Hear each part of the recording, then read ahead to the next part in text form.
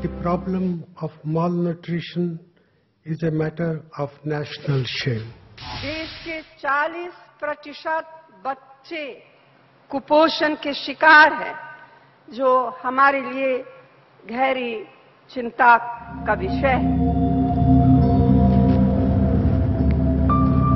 जो पैदा हुआ तो क्या वजन था इसका बच्चे का?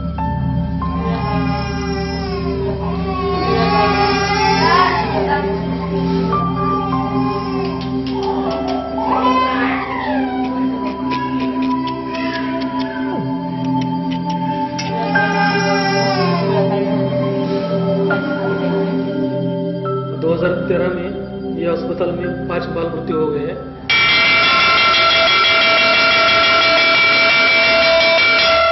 देश को आजाद हुए साल दर साल बीतते जा रहे हैं, आजादी बूढ़ी होती जा रही है। देश के पूर्व प्रधानमंत्री कह चुके हैं लोकतंत्र और भूख साथ साथ नहीं चल सकते। देश के मौजूदा प्रधानमंत्री कहते हैं कुपोषण राष्ट्रीय शर्म है, बावजूद इसके न भूख दूर होती है न कुपोषण मिटता है। ये सब जानने के लिए और इस पर यकीन करने के लिए आपको बहुत ज्यादा दूर जाने की जरूरत नहीं है। देश की आर्थिक राजधानी मुंबई, माया नगरी मुंबई, हमेशा चकाचौंध से भरपूर रहने वाली मुंबई से महज 100-150 किलोमीटर का आपको सफर करना होगा इन सारी बातों पर यकीन करने के लिए। स्वस्थ शरीर स्वस्थ दिमाग के लिए बच्चों का पहला ठौर पाठशाला। ठाणे जिले के जवाहर तहसील के डाभोड़ी में स्थित इस आश्रम शाला में तकरीबन 700 बच्चे पढ़ते हैं, रहते हैं, खाते पीते हैं नई सदी का भारत गढ़ने के लिए। ये स्कूल की रसोई है जहां लगभग 675 बच्चों का खाना बनता है। अभी जो इनका मध्याह्न भोजन है, जो लंच है, वो पूरा हो चुका है। 12 से 2 का वक्त होता है और यहाँ लगभग इन बच्चों का खाना अभी तो सब खत्म है। ये आप लोग मतलब कैसे तोल के निकालते हैं? सुबह में प्रेजेंट ले लेते हैं। ये नाश्ते में क्या देते हैं, खाने में क्या, और फिर शाम खाने में उसल रहती है प्रधान में। ठीक है। हाँ, और दोपहर में खाना चावल चपाती सब्जी और चावल चपाती सब्जी और दाल। और फिर शाम का भी रहता है? शाम का भी वही चपाती सब्जी दाल चावल। प्रोटीन उनको बराबर मिले, इन सब चीजों का ध्यान रखने के लिए और कुछ चीजें दी जाती है अतिरिक्त शासन की तरफ? एप्पल दिए जाते हैं, बनाना दिए जाते हैं, एग दिए जाते हैं और आयुर्वेदिक बिस्किट दिए जाते हैं। स्कूल प्रशासन के दावों को परखने हम क्लास में पहुंचे। शिक्षकों की मौजूदगी में 10वीं के बच्चों ने पूरा मेनू दोहरा दिया। सब खाने के लिए मिलता है। जैसे दोपहर में क्या क्या खाने को देते हैं? देते हैं ना, क्या? भात देते, भाजी, वरण सब मिलता है। तो चपाती। खाने से कोई दिक्कत नहीं होती है? खाने से नहीं कुछ दिक्कत है।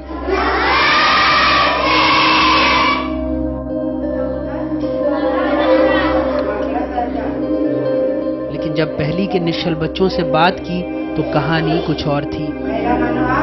सर क्या पढ़ा रहे हैं? ताकत नहीं होगी, खाना क्या खाया था बताओ? हाँ, खिचड़ी। और सुबह में क्या खाते हो? सुबह में फल मिलता है? फल नहीं मिलता? दूध? जोर से बोलो, जोर से। कधी सकाळी हो सकाळी केळी खाल्ली आणि आता दुपारी काय जेवला? खिचडी। दूध भेटते ना? नाही। कई सारी बातें पता लगती हैं जब आप बच्चों से बात करते हैं। बहुत जल्दी खुलते नहीं हैं लेकिन जब खुलते हैं तो बहुत सारी चीज़ों के ऊपर से पर्दा उठ जाता है, जो शायद बड़े इस वजह से नहीं बताते क्योंकि उनको सारे दुनियावी दांवपेच मालूम होते हैं।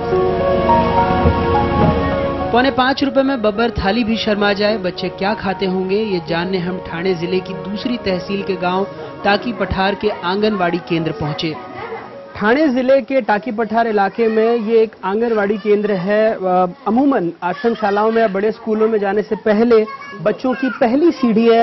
यहीं पर आकर वो पोषण और पढ़ाई दोनों के गुण सीखते हैं। अगर ऐसे पोस्टरों की बात करें, यहाँ पर हैं, साफ तौर पर सरकार ने बताया हुआ है कि अगर कोई बच्चा कुपोषित नहीं है तो उसका उचित वजन कितना होना चाहिए, उसकी हाइट कितनी होनी चाहिए और तमाम ऐसी बातें भी हैं जो ये बताती हैं कि क्या क्या पोषण के लिए दिया जाना चाहिए। जो न्यूनतम राशि देती है सरकार, उसमें क्या बच्चों को सुलभ हो पाता है, कितने पैसे कितने मिलते हैं बच्चों को खिलाने के लिए एक बच्चे पर? पटावर असतो, म्हणजे तसा पट ना तसं भेटतात पैसे, म्हणजे आमचा 13 पट आहे ना, तर मग असं 2-3 हजार भेटतात महिना, मग ते प्रत्येक महिन्याला नाही भेटत। 2-3 हजार सारे बच्चों के लिए? हाँ। और कितने बच्चे हैं? 15?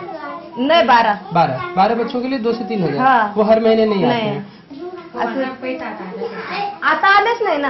अच्छा, कब का पैसा? 7 महीने झाले आलंच नाही। 7 महीने से नहीं आया। खाने के बाद पोषण के लिए जरूरी साफ पानी। स्कूल में साफ पानी की मशीन खराब थी।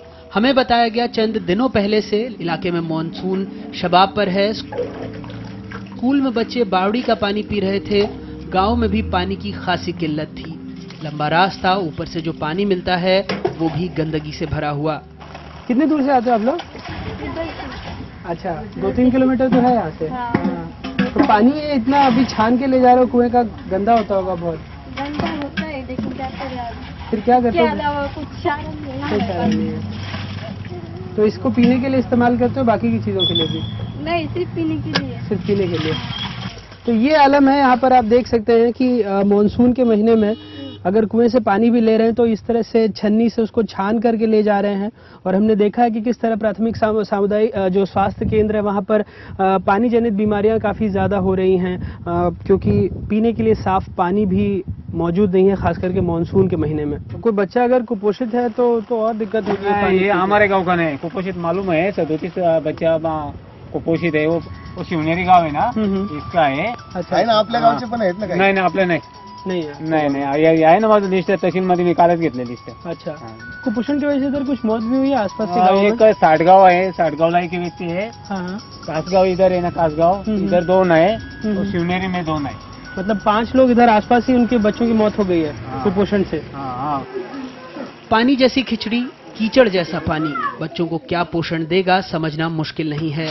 एक रिपोर्ट बताती है देश में पैदा होने वाले 2 करोड़ 60 लाख बच्चों में तकरीबन 18 लाख 5वें जन्मदिन से पहले मर जाते हैं।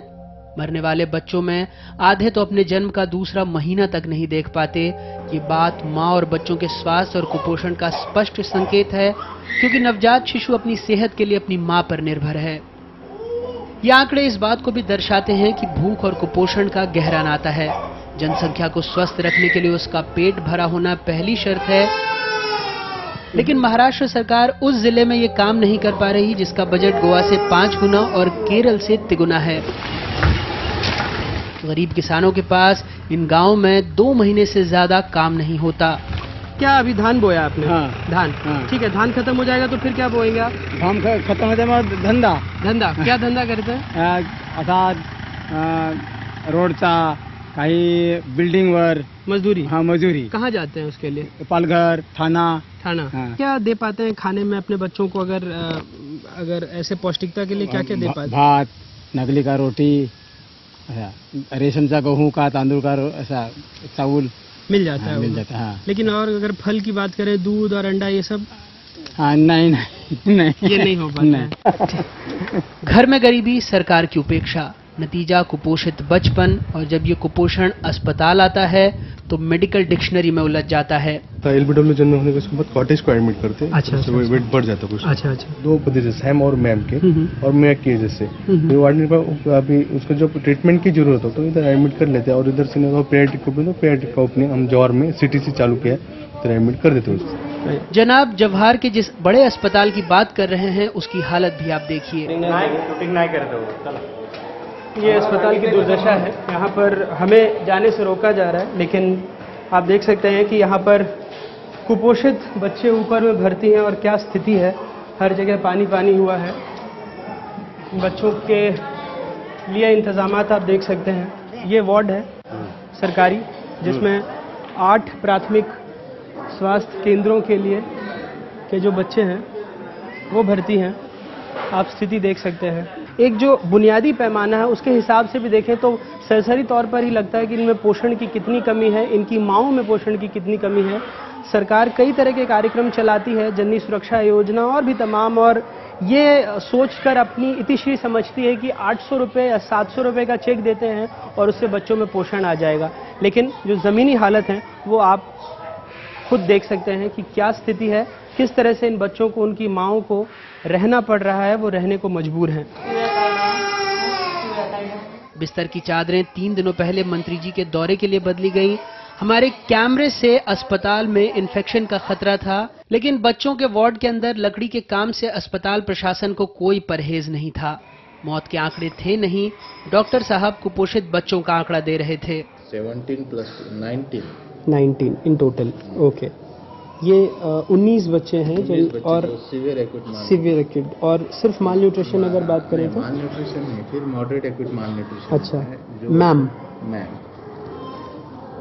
उसके 2 बच्चे एडमिट है, टोटल 21 एडमिट है। टोटल 21। सर, आप लोगों ने पिछले कुछ महीनों में माल न्यूट्रिशन से रिलेटेड, अगर माल न्यूट्रिशन चाइल्ड अगर SM के नहीं है तो उससे रिलेटेड, क्योंकि कई बार हम देखते हैं कि एग्रेवेट हो जाती है चीज़ें, अगर कोई खांसी भी रहे और बच्चा मालनरिश्ड है तो उस वजह से, तो उससे रिलेटेड कुछ डेथ भी हुई है, कुछ मौतें भी हुई हैं? डेथ तो हॉस्पिटल में नहीं हुई है, नहीं हुई है, 0 डेथ है। बड़े अस्पताल से हमारा काफिला फिर मोखाड़ा के PHC पहुंचा। कम से कम यहाँ डॉक्टर साहब ने कुपोषण के आंकड़ों में इजाफे की बात मानी। वो फील्ड से कुछ रिपोर्ट मिली, ऑफिशियल एवरेज 3 साल से जो है उसमें से थोड़ा हम एक्सेप्ट करते हैं। ओके, थोड़ा इंक्रीज है। ओके, इतना नहीं कि हम लोगों ने केयर ही नहीं की। मौत का आंकड़ा देने की बात भी कही, फिर जाने क्या हुआ, कान में सहयोगी कुछ फुसफुसाया, अधिकारियों से वो अचानक डरने लगे। वो डेटा का आप कह रहे थे ना, वो 0.2% या। हाँ, लेकिन सर हमारे किसी हायर अथॉरिटी को पूछना पड़ेगा। खैर, इनकी तहसील में मौत के आंकड़ों की पर्ची हमारे सूत्र ने हमें पकड़ा दी। आप भी देखिए, तहसीलदार की कलेक्टर को भेजी रिपोर्ट। अप्रैल से जून के बीच ठाणे जिले के शाहपुर में 47, जवाहर में 19 और मोखाड़ा में 18 बच्चों की मौत हुई है।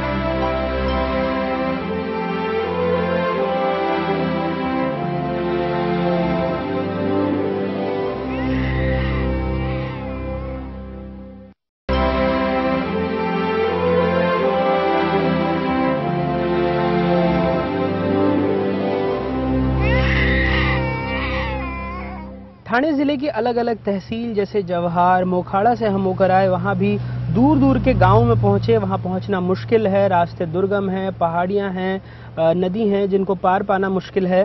प्रशासन का बार बार यही कहना है कि वहाँ पर गरीबी है, अशिक्षा है और इस वजह से कुपोषण है, सामाजिक कुरीतियाँ हैं, कम उम्र में लड़कियों की शादी हो जाती है। ये तमाम बातें मौजूद हैं, इनसे हम इनकार नहीं करते हैं, लेकिन एक हकीकत ये भी है कि ज़मीनी स्तर पर प्रशासन, सरकारी तंत्र बेपरवाह बना हुआ है। शायद यही वजह है कि वो ये मानने को तैयार नहीं है कि इलाके में कुपोषण से मौत हुई है।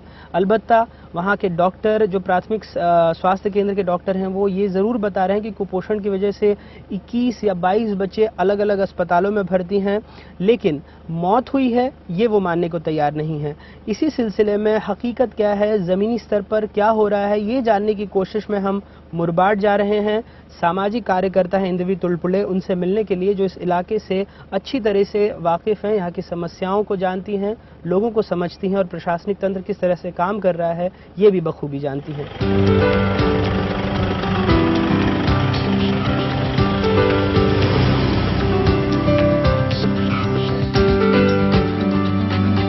समस्या क्या है, इसका निराकरण कैसे हो? गवर्नर ने रेस्ट ऑफ महाराष्ट्र बोर्ड बनाया है महाराष्ट्र में, जिनमें सदस्य के तौर पर कार्यरत है इंदवी तुलपुले। इंदवी जी, जिन जिन गांवों में हमने देखा, सबसे पहले तो एक चीज नजर आई कि जो स्थानीय स्तर पर जो काम कर रहे हैं वो ये मानने को ही तैयार नहीं कि समस्या है। अगर है भी, अगर कुछ लोग दबे छुपे मानते भी हैं तो बहुत ही कम आंकड़ा बता रहे हैं, जैसे 21 बच्चे बीमार हैं, मौत की खबरों को तो साफ नकार जाते हैं। तो आपको नहीं लगता कि पहली समस्या तो यही है कि लोग ये माने की समस्या है? हाँ, क्योंकि एक तरफ सेंट्रल गवर्नमेंट से लेके सब लोग जो सत्ता में हैं वो ये कहना चाहते हैं कि गरीबी कम हो रही है, और दूसरी तरफ अगर ये मान ले वो कि कुपोषण बढ़ रहा है, माल न्यूट्रिशन बढ़ रहा है, हंगर बढ़ रही है, क्योंकि ये कुपोषण से ज्यादा अंडर न्यूट्रिशन है, हंगर है। ये पूरे आदिवासी इलाकों में, देहातों में जो है ये हंगर है। इन पूरे 3-4 महीने में लोगों के पास खाना ही नहीं है, फसल उगी नहीं है, रोजगार नहीं, रोजंदारी नहीं है और उनकी लाइवलीहुड छिन गई है। तो ये हंगर अगर वो मान ले तो इसका मतलब आपके डेवलपमेंट के पूरे प्रक्रिया में कहीं कुछ गलत है, ये मानना पड़ेगा ना उनको। और अभी आंकड़े तो आ रहे प्रेस में, मैंने जैसे कहा मैं 2-2.5 महीने से खुद तो बाहर घूमी नहीं हूँ, लेकिन जो प्रेस में आंकड़े हैं वो तो बहुत ज्यादा नहीं है एक्चुअली, ऐसे कहा जाए तो। जो 27, 26, 25 ऐसे बोला जा रहा है जवार मुखाड़ा में, या हमारे ब्लॉक में कुछ 10-12 बोल रहे हैं, शाहपुर में कुछ कर रहे हैं, 17-18 की बात चल रही है। तो ये जो चीजें हैं ये बहुत छोटे आंकड़े हैं। मेरे हिसाब से ऐसी बहुत सी मौतें हैं कि जो रिपोर्ट नहीं हुई है। डॉक्टर अभय बंग कमेटी की रिपोर्ट अगर मैं गलत नहीं तो 2004-2005 के आसपास आई थी। तो क्या जमीनी स्तर पर अभी तक उस पर कुछ इम्प्लीमेंटेशन नहीं हुआ है, उसकी तरफ ध्यान नहीं दिया जा रहा है? अब ये चलाने में पहली चीज है तो फंड लगता है।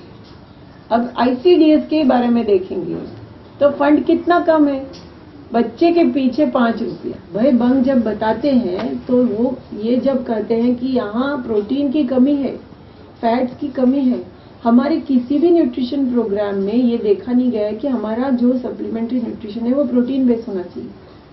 नहीं दूध है, नहीं दाल है, नहीं एनिमल प्रोटीन है कोई दूसरा। अब ICDS ने हाईकोर्ट का कमेंट है पिछले साल का कि पब्लिसिटी पे 15 करोड़ स्पेंड किया, टीवी पे जिंगल्स देंगे, इस पे देंगे, लेकिन बच्चे पे 5-4 रुपए 990। ये महाराष्ट्र सरकार के आंकड़े बता रहे हैं आप? हाँ, कोर्ट में केस है ना मालन्यूट्रिशन की मेलघाट की, उसमें ये बात सामने आई और कोर्ट ने इस पे कमेंट भी किया कि ये पैसा आप बच्चों पे या पानी साफ करने पे डालते तो कितने सारे इन्फेक्शियस डिसीजेस नहीं होते। कुठल्याही क्वार्टरला अद्यापर्यंत पाण्याचं कनेक्शन मिळालेलं नाहीये। भूख और कुपोषण से हुई मौत पर मुंबई के मंत्रालय में भले हलचल न हो, शहर से 200 किलोमीटर दूर छोटे छोटे गांवों में मीटिंग हो रही है। जवळ 75 लाखाची योजना आहे ह्या ग्रामपंचायतमध्ये।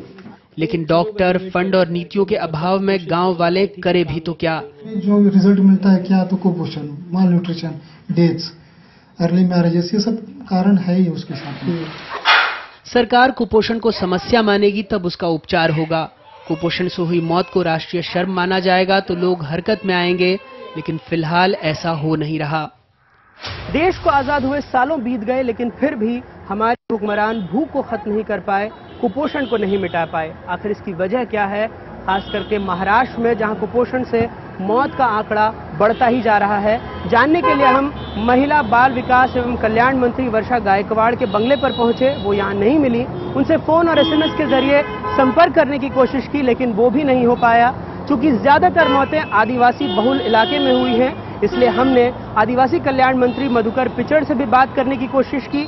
उन्होंने जो कुछ कहा वो अपने आप में अजूबा था। उन्होंने हमसे कहा, आप इतनी बरसात में सुदूर इलाके में गए, इसलिए आपका बहुत बहुत साधुवाद, लेकिन कहीं कुछ नहीं हुआ है, सब कुछ ठीक है।